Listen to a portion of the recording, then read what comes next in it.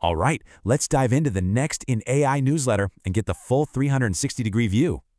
So, Netlify CEO just dropped a bombshell. Anyone can code now. That's a huge claim. So, what does a world like that actually look like? Well, it's a bit of a double-edged sword. You've got this incredible promise on one side and some pretty serious peril on the other.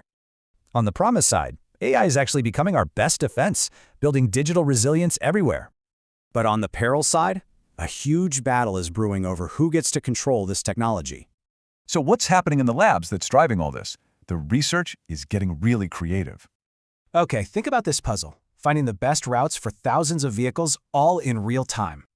And the latest breakthrough? An algorithm inspired by, you guessed it, ant colonies. Pretty wild.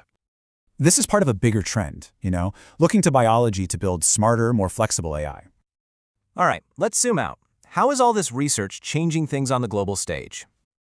For one, China's open-source AI models are really starting to take off outside the US and Europe. And you know what's driving this? It's not just raw power.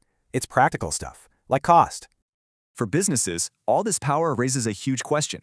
How do you actually manage the risk? See, when you start plugging AI agents into everything, you desperately need tight control over them.